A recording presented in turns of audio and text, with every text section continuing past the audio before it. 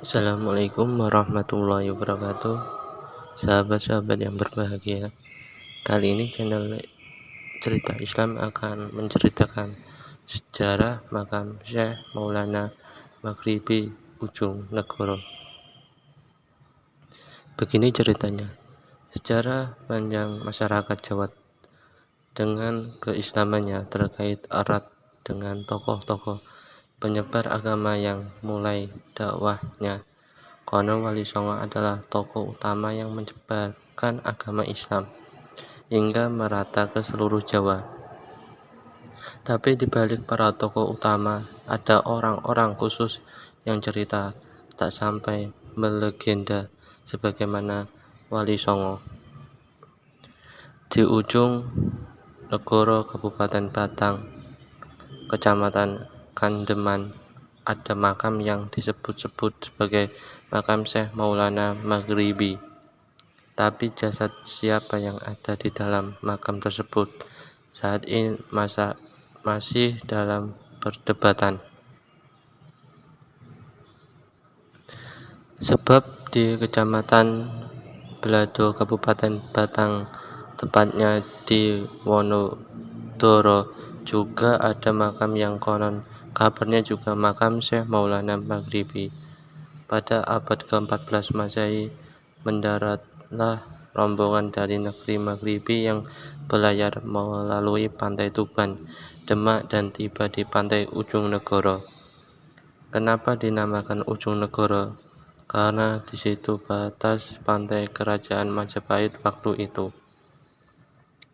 Setelah berbulan-bulan di perairan dalam misi dakwah menyebar agama Islam, para rombongan Wali Songo berpencar ke masing-masing desa, sehingga orang-orang mengenal rombongan Wali Songo adalah penyebar agama Islam dari Maghribi dikenal dengan nama Syekh Maulana Maghribi. Sedangkan orang Tuban, Sedayu Majapahit sendiri menyebut negara Maghribi adalah Arab sekitarnya dengan sebutan negara atas angin. Hingga orang-orangnya disebut dengan sebutan Kiai Atas Angin atau Syekh Atas Angin. Sebutan tersebut mungkin sama dengan Syekh Maulana Maghribi. Dikisahkan dari rombongan tersebut yang bernama Syekh Hasan Al-Jufri kagum melihat pemandangan di sekitar laut Ujung Negoro yang berbentuk indah dan subur, sehingga ia tak sadar kalau dirinya terpisah dengan rombongannya. Dia berjalan ke timur, menyusuri pantai, dan melihat di tengah pantai seperti ada kawan kerbau atau mahesa dihampirinya, dan ternyata hanyalah bongkahan batu karang yang dari jatuh terlihat seperti kawanan kerbau atau mahesa. Dari kejadian itu maka karang-karang tersebut dinamakan Karang Maeso dan sekarang terkenal dengan sebutan Pantai Karang Maeso. Pada siang hari, Syekh Maulana Hasan Al-Jufri merasa kehausan dan dia pun berinisiatif untuk mencari sumber mata air untuk diminum. Akan tetapi Syekh Maulana Hasan Al-Jufri tidak menemukan sumber mata air tersebut. Maka Syekh Maulana Hasan Al-Jufri sholat sunnah 2 rakaat di tempat itu dan minta kepada Allah agar diberi air untuk ia minum. Selesai sholat, Syekh Maulana Hasan Al-Jufri menancapkan tongkatnya ke batu karang dan menyemburlah air dari bekas tancapan tongkatnya. Hingga sekarang air itu masih ada yang berada di sebelah barat sekitar 300 meter dari makam Ujung Negoro. Dengan adanya sejarah makam Syekh Maulana Maghribi, makam tersebut diuri-uri oleh masyarakat sekitar sampai saat ini sehingga menciptakan keislaman yang sangat kental.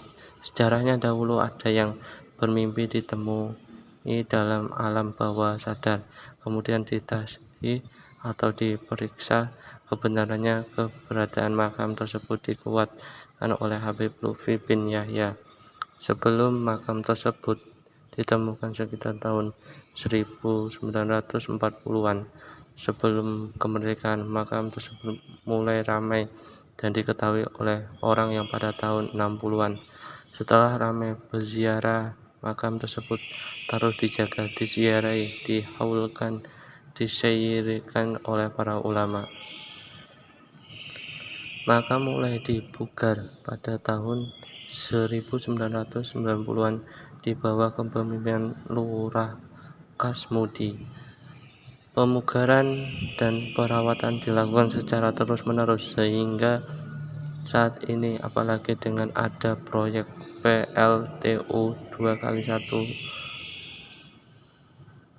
MW, maka tersebut semakin terawat dan makin ramai didatangi oleh peziarah. Di depan bangunan makam Syekh Maulana Maghribi ada sumber mata air suci. Air tersebut mengalir dan ditampung ke dalam kendi. Ada 2 kendi yang menampung air yang keluar. Air muncul dalam bawah kendi yang sengaja dilubangi. Air tersebut berada di dekat pohon besar yang telah ditebang. Air itu bisa untuk minum, wudhu, cuci muka, dan bisa buat obat dari segala penyakit. Makam tersebut berkaitan dengan daratan tinggi Dieng.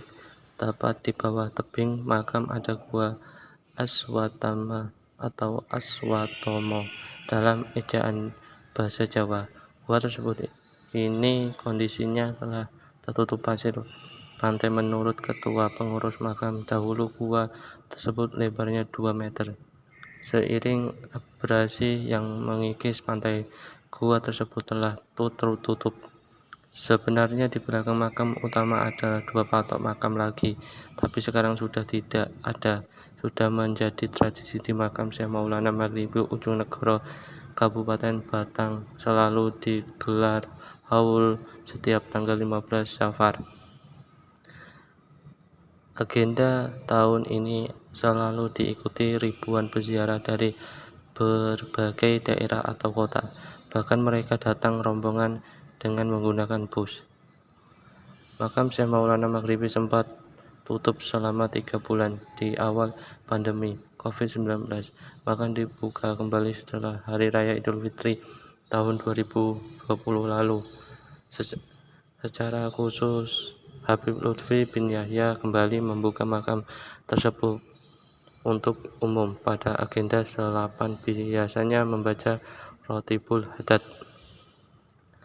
Sementara untuk 1 tahun selalu diadakan haul. Rangkaian kegiatan haul makam Syekh Maulana Maghribi Ujung Negoro dimulai sejak tanggal 11 Safar.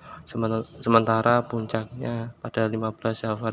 Biasanya ulama mengawali kegiatan haul pada tanggal 11 Safar adalah Kiai Ahmad Saifuddin dari Bantang beserta jamaahnya. Pengurus makam Syekh Maulana Maghribi juga menyediakan tempat istirahat bagi para musafir, terutama bagi mereka yang menjalankan hajat untuk tidur di lokasi makam. Para musafir bisa menginap mulai 3 hari atau 7 hari. Kini makam Syekh Maulana Maghribi Ujung Negoro hingga saat ini masih tetap ramai didatangi oleh peziarah dari berbagai kota. Tujuannya adalah untuk mendoakan para wali yang sudah meninggal serta melihat keindahan pantai. Kebanyakan dari peziarah sendiri datangnya ketika malam Jumat Kliwon dan Wakid. Di depan makam sendiri disediakan tong. Biasanya para peziarah sebelum memasuki makam memberi sedikit sedekah, kemudian dimasuki ke tong yang sudah disediakan. Tujuan ada tong tersebut adalah untuk merenovasi makam. Cukup sekian dari cerita channel Cerita Islam. Semoga bermanfaat. Wassalamualaikum warahmatullahi wabarakatuh.